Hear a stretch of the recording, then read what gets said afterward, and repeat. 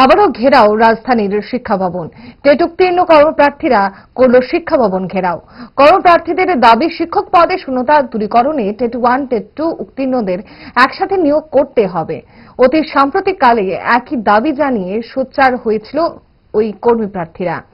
আজও একই দাবি নিয়ে শিক্ষা ভবনের সামনে জড়ো হন তারা। এদিন সংবাদ মাধ্যমের সামনে রাজ্যের শিক্ষা ব্যবস্থায় দুর্বলতার কথা জানান বিক্ষুব্ধ কর্মপ্রার্থীরা। রাজ্যের শিক্ষা ব্যবস্থায় শিক্ষক স্বল্পতার কথাও তুলে ধরেন তারা। অবিলম্বে শিক্ষা ব্যবস্থা এই দুর্বল চিত্র দূরীকরণে একসাথে সকলকে নিয়োগের দাবি জানালেন মুখ্যমন্ত্রীর কাছে।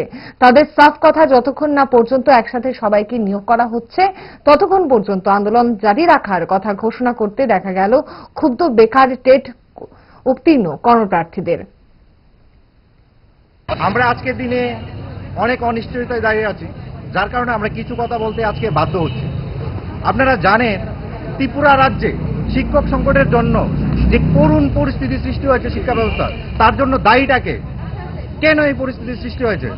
এত ভ্যাকেন্ট পোস্ট থাকা সত্ত্বেও কেন আমাদের নিয়োগ করা হচ্ছে না?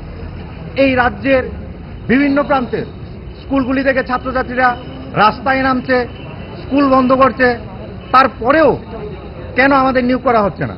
সেটা কি আমাদের ত্রিপুরা রাজ্যের জন্য কলঙ্ক নয়?